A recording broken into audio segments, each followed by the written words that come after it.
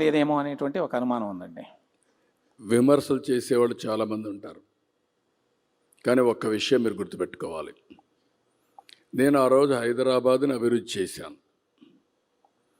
విజయవాడ మీద కూడా ఫోకస్ చేశాను, విశాఖపట్నం ఫోకస్ చేశాను, తిరుపతి, వరంగల్ 5 రీజనల్ సెంటర్స్ కూడా ఫోకస్ చేశాం. హైదరాబాద్ అభివృద్ధి అయ్యింది.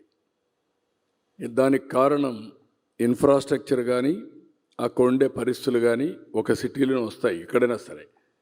ఇప్పుడు మీరు చూస్తే కర్ణాటక బెంగళూరు వచ్చింది, లేకపోతే చెన్నై తమిళనాడుకు వచ్చింది, హైదరాబాద్ తెలంగాణలో ఉంది. ఇలాంటి చూసినప్పుడు అన్ని ప్రాంతాల అభివృద్ధి కావాలి. కొన్ని ప్రాంతాలకు కొన్ని అడ్వాంటేజెస్ ఉంటే ఆటోమేటిక్గా అభివృద్ధి అవుతూ ఉంటాయి. అదే ఈరోజు చూస్తే 67% service sector Telangana, 67% service sector. కాబట్టి ఆదాయం జిఎస్టిపిలో 9.3%. అదే ఆంధ్రప్రదేశ్కి వస్తే 35% అగ్రికల్చర్, తెలంగాణ 14%. ఇక్కడ వచ్చే కొద్దికి మన ఆదాయం జిఎస్టిపిలో 6.3%.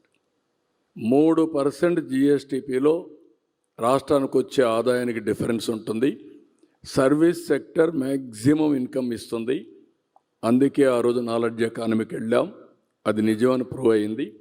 ఈరోజు విశాఖపట్నం, విజయవాడ, అమరావతి, తిరుపతి ఇలాంటి సిటీస్ అన్ని డెవలప్ చేసి మళ్ళీ ఐటీ కానీ, బ్యాంకింగ్ కానీ, ఇంకొక పక్కన టూరిజం కానీ, ఎడ్యుకేషన్, హెల్త్ ఇవన్నీ డెవలప్ చేస్తే మళ్ళీ మనకు ఆదాయం పెరిగే అవకాశాలు వస్తాయి.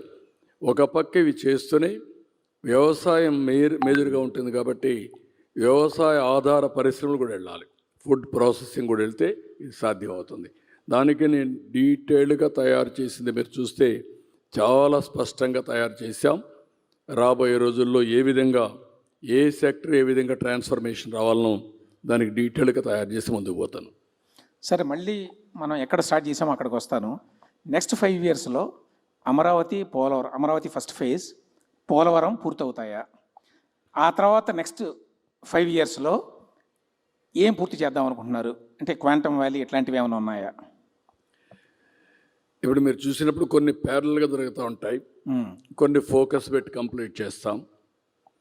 ఈరోజు అమరావతిలో ప్రారంభించిన ప్రతి ఒక్క పని రాబోయే 3 సంవత్సరాల్లో పూర్తి అవుతాయి. అంటే ఇన్ఫ్రాస్ట్రక్చర్ అంతా కూడా దగ్గర ఒక 50,000 కోట్ల రూపాయల ఇన్ఫ్రాస్ట్రక్చర్ రాబోయే 3 సంవత్సరాల్లో అమరావతిలో పూర్తయి మళ్ళీ ప్రధానమంత్రి గారు వచ్చి దీన్ని ఇనాగరేట్ చేయబోతున్నారు, డెడికేట్ చేయబోతున్నారు. అది జరుగుతుంది.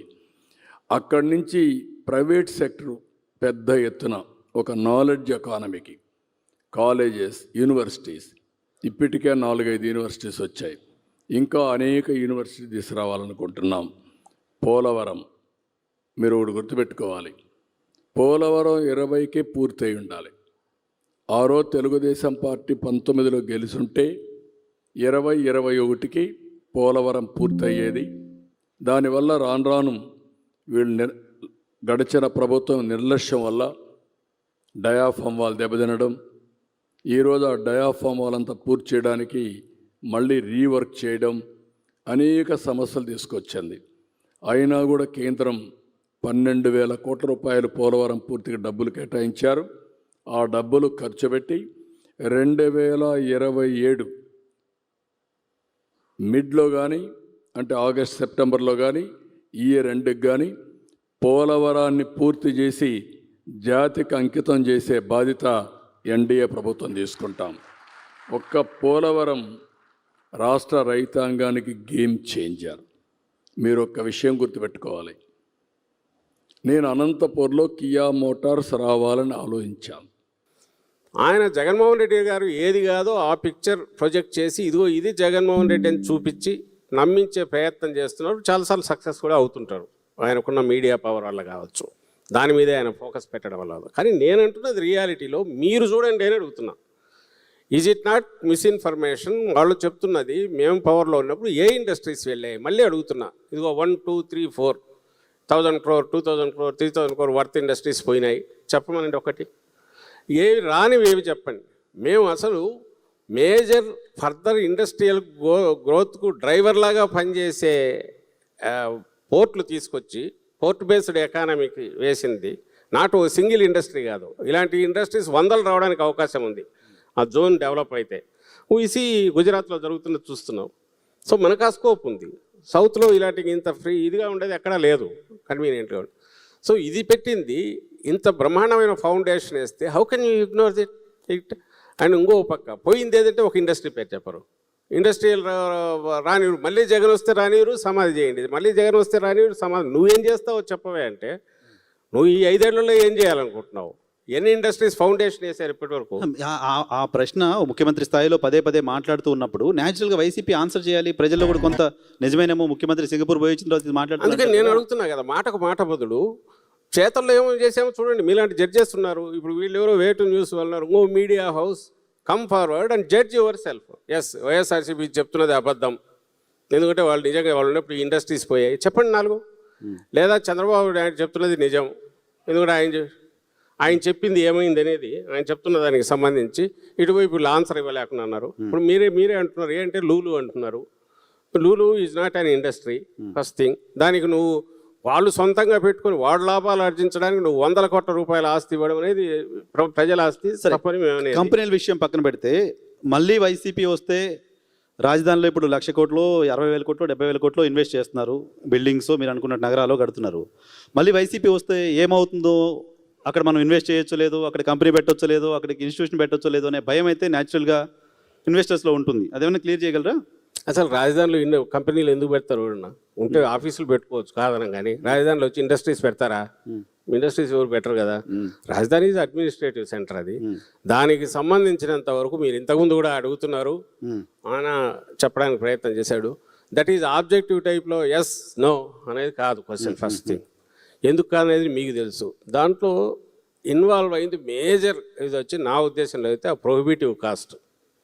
19 ఎలక్షన్స్ ముందు జగన్మోహన్ రెడ్డి గారికి ఈ మాదిరి డీసెంట్రలైజ్ చేయాలి అటు ఇటు అనేది ఎందుకు వచ్చింటే ఆ రోజు చెప్పేవాడు, ఆ రోజు రాలా. ఆ రోజు కూడా మీరు గమనిస్తే అసెంబ్లీలో హైదరాబాద్లో ఉన్నప్పుడు అనుకుంటా, అక్కడ జరిగిన అసెంబ్లీలోనే క్వశ్చన్ వచ్చినప్పుడు 30,000 ఎకరాలు 50,000 ఎకరాలు అంటే 50 ఎక్కువ ఎకరేజ్ ఉంటే ఎప్పుడు ఫ్లెక్సిబుల్గా ఉంటుంది. బట్ అది గవర్నమెంట్ ల్యాండ్ అయితే బెటరు, ఎందుకంటే కాస్ట్ ఉండదు, మీ మిగిలిన ఇన్వెస్ట్మెంట్లోని మీ వెసులుబాటు ఉంటుంది మీకు. ఇంకా ఎవరన్నా వస్తే వాళ్ళకి ఇచ్చిన దాంట్లో రిటర్న్ మరీ అమౌంట్ మనకు ఇన్కమ్ కూడా వస్తుంది, రెవెన్యూ జనరేట్ అవుతుంది అని ఆ రోజు సజెస్ట్ ఓపెన్గా చేశాడు. వచ్చేటప్పుడు అందుకోసమే ఈడ ఇల్లు కట్టుకున్నారు. మీరనే తాడేపల్లి ప్యాలెస్ అంటారు కదా, ఇప్పుడు చంద్రబాబు నాయుడు కట్టేది అంత వస్తారు. మీరంటే మీరు అడుగుతున్నారు కాబట్టి అందరూ ఉన్నారు కాబట్టి ఎవరైతే క్వశ్చన్ రైజ్ చేస్తారో వాళ్ళకి చెప్తున్నా. అది ఎందుకు కట్టుకున్నాడు ఆయన? కట్టుకున్నాడు, నేను దానికి చెప్పలేదు, కట్టుకున్నారు. అలాంటి వ్యక్తికి తరువాత ఎందుకు వచ్చిందంటే, ఇంతకుముందు మా ఫైనాన్స్ మినిస్టర్ అప్పుడు ఫైనాన్స్ మినిస్టర్ చెప్పినట్టు చూస్తుంటే అది అర్థం కాలేదు. పునాదులు వేస్తే ఎక్కడికి పోతుందో తెలియట్లా, ఎంత తప్పు అవుతుందో తెలియదు. ఆయన మాటల్లోనే చంద్రబాబు నాయుడు గారే 1,00,000 కోట్లు ఓన్లీ ఇన్ఫ్రాస్ట్రక్చర్కి అవుతుంది డెవలప్ చేయడానికి అన్నారు అప్పట్లో. State can it bear it, అది భరించగలదా? సెకండ్ థింగ్, దాన్ని పెంచుకుంటూ పోతే 3,00,000 కోట్లు 4,00,000 కోట్లు పోతే అప్పు ఎట్లా తీర్చాలి, ఇవన్నీ ఆలోచించాలిగా. సో ఇప్పుడు అప్పుడు లేదు, తర్వాత వచ్చింది డీసెంట్రలైజ్ చేయాలనే ఆలోచన. ఇప్పుడు ఆలోచన అట్లే ఉందా, మళ్ళీ ఏమైనా మారుతుందా? ఇప్పుడు దీనికి సంబంధించి ఇప్పటికి కూడా మా భయం అదే. ఆయన కళలు కంటున్నంతకాలం ప్రాబ్లంలా, ఐకానిక్ టవర్స్ అనుకోవచ్చు, లేదా సముద్రంలో నీళ్ళ లోపల అదేదో వాటిని దీనికి హైపర్ లూప్ ఏదో అది అనుకోవచ్చు, ఒలింపిక్స్ కండక్ట్ చేయడానికి అనుకోవచ్చు. మీ పార్టీ లైన్ నేను కాస్ట్ కాకుండా సెంటర్ నుంచి గ్రాంట్స్ తీసుకురాగలిగి ఆయన అద్భుతమైన నగరాలు ఎన్ని కట్టుకున్నా పర్లేదు. లేని పక్షంలో ముందు అడ్మినిస్ట్రేషన్కి అవసరమైన ఏ ఉన్నాయో వాటిని పెట్టుకొని నడుపుతుంటే ఆ తర్వాత మాకు అడిషనల్ ఖర్చు కానప్పుడు జగన్మోహన్ రెడ్డి గారు వేరే ఆలోచనలు, ఆయనకు అప్పుడు వచ్చేవి కాదు ఇప్పుడు రావు. అందుకోసమే మీరు గమనించుంటారు, ఆయన మొన్న కూడా ఈ మధ్య అయింది మీకు అంత ఇదిగా ఉంటే విజయవాడ గుంటూరు మధ్య బ్రహ్మాండంగా ఉంది. సో అది వైసీపీ విధానమా? ఏది విజయవాడ గుంటూరు మధ్యలో ఒక 500 ఎకరాలు తీసుకొని బిల్డింగ్స్ ఇదంతా డెవలప్ అవుతుంది మొత్తం. కానీ ఇప్పుడు చెప్తున్న టవర్స్ వాటికి సంబంధించి ఇప్పటికే 1,00,000 కోట్లు అప్పు చేశారు ఆయన, ఇంకో 1,00,000 కోట్లు చేస్తున్నారు. 1,00,000 కోట్లు అంటే నాకు తెలిసి సంవత్సరానికి 6,000 కోట్లన్నా ఇంట్రెస్ట్, 6,000-7,000 కోట్లన్నా ఇంట్రెస్ట్ అవుతుంది. అసలు ఎప్పుడు ఎట్లా తీరుస్తారు? ఇప్పుడు మీ మన ఓన్ స్టేట్ ఓన్ రెవెన్యూస్ ఎంత ఉన్నాయి? ఈ అప్పులు తీర్చేది ఎట్లంటే భూములు అమ్ముతారంటారు. ఆ భూములు 20 కోట్లకు అన్ని వేల ఎకరాలు 20 కోట్ల ఎకరం పెడితే అందరూ కొనేవాళ్ళు ఎవరైనా వస్తారా? ఇది ప్రాక్టికలీ పాసిబుల్. అప్పు అయితే మిగులుతుంది. సరే, పార్టీలు మారినప్పుడల్లా విధానాలు మారిపోయి మారకూడదు. స్టేట్ యూనిట్గా వెళ్ళాలి. స్టేట్ యూనిట్గా ఒక అష్యూరెన్స్ ఇవ్వాలి ఎవరికైనా. మనం చాలా సందర్భాల్లో మాట్లాడుతుంటాం, తమిళనాడు వాళ్ళు ఏ పార్టీ మారినా స్టేట్ ఇంట్రెస్ట్కి వచ్చేసరికి అందరూ కలిసి పనిచేస్తారని. ఎందుకు ఆంధ్రప్రదేశ్ విషయంలో అలా చేయలేకపోతున్నాం? ఆలోచన ఉందా వైఎస్ఆర్ కాంగ్రెస్ పార్టీకి అటువంటి ఆలోచన? సరే, మీరు కావచ్చు, వాళ్ళు కావచ్చు, ఎవరైనా స్టేట్ ఇంట్రెస్ట్ ఇష్యూ. మాది ఖర్చు తగ్గించే జగన్మోహన్ రెడ్డి గారు డీసెంట్రలైజ్ చేసినప్పుడు అందులో అమరావతి కూడా ఉంది. అమరావతిని ఎక్స్క్లూడ్ చేసి లేదా ఈ ప్రాంతాన్ని ఎక్స్క్లూడ్ చేసి ఎక్కడికో తీసుకుపోతానలా. That is also integral part of decentralization. One of the capital. ఏమో ఇది మన స్టేట్ కాదా? వైజాగ్ మన స్టేట్ కాదా? కర్నూలు మన స్టేట్ కాదా? ముఖ్యమంత్రి అనే వ్యక్తి మొత్తంగా ఆలోచించాలనా లేక ఒక పాయింట్ ఆలోచించాలనా? మా విధానంలో జగన్మోహన్ రెడ్డి గారు మీరు ఎప్పుడు తప్పు పట్టాలి? ఇక్కడ నుంచి తీసుకెళ్ళి మొత్తం నేను ఎక్కడో పెడతానంటే తప్పనాలి. 3 ఉంటాయి, 3 ఈక్వల్ ఇది ఇస్తాము, డీసెంట్రలైజ్ చేస్తాం, కాస్ట్ తగ్గుతుంది. అదైతే ఆర్గానిక్ గ్రోత్ ఆల్రెడీ ఉంది. ఏది వైజాగ్. ఇక్కడైతే ఇప్పుడు మొత్తం లక్షల కోట్లు పెట్టాలి. కాబట్టి వీ కెన్ కంటిన్యూ దేర్ అనుకున్నారు. కాలేదు, ఈ రోజు వచ్చింది ఇప్పుడైనా చేయమని ఏమంటున్నారు? ఇప్పుడు మళ్ళీ మీరు ఈ 10 years రాజధాని కంప్లీట్ అవుతే మీరు దాన్ని మార్చేది ఉండదు. రాజధాని ఉంది కదా, ఇప్పుడు సెక్రటేరియట్ ఉంది. అసలు కొత్తగా కట్టకపోతే సరిపోతుంది. ఆయన ఉన్న దాంట్లో నడుపుకుంటే కట్టకుండా రన్ అవుతుంది కదా. రన్ అయింది కదా 5 years. సో కాబట్టి కొత్తగా అవసరం లేదు అంటారు. సో ఒక అట్రాక్టివ్ క్యాపిటల్ ఏదో ఉండాలి కదా. హైదరాబాద్ తెలంగాణ, చెన్నై తమిళనాడు అనుకుంటున్నాం, బెంగళూరు. మనకేంటి? అమరావతి ఉంది కదా మనకు. అమరావతి ఉంది. అమరావతి నుంచే జగన్మోహన్ రెడ్డి ఎక్కడి నుంచి రూల్ చేశారు? వీళ్ళంతా ఎక్కడ కూర్చున్నారు? గవర్నమెంట్ ఎక్కడి నుంచి నడిచింది? అక్కడ నుంచే కదా. మీరు అక్కడ నుంచి లేచి వెళ్ళి వైజాగ్ వాళ్ళు ఇచ్చి కాపురం పెడతాను, వైజాగ్ లో నెక్స్ట్ మంత్ వస్తాను ముఖ్యమంత్రి గారు మాట్లాడేవాళ్ళు కదా అప్పుడు జగన్మోహన్ రెడ్డి గారు. రావాలని అది అనౌన్స్, అదే రహస్యం కాదు కదా. ఇక్కడ నుంచి పోయినప్పుడు లెజిస్లేటివ్ క్యాపిటల్ ఇది ఉంటుంది, అక్కడికి మూవ్ అవుదాం అనుకున్నారు. అక్కడికి మూవ్ అవుదాం అనుకునేది కాలేదు, ఎలక్షన్స్ అయిపోయాయి. నిజంగా వచ్చింటే అక్కడికి ఇది డెవలప్ అయ్యేది. ఈవేళకు రైతుల ప్లాట్లన్నీ పూర్తి చేసేవాళ్ళం.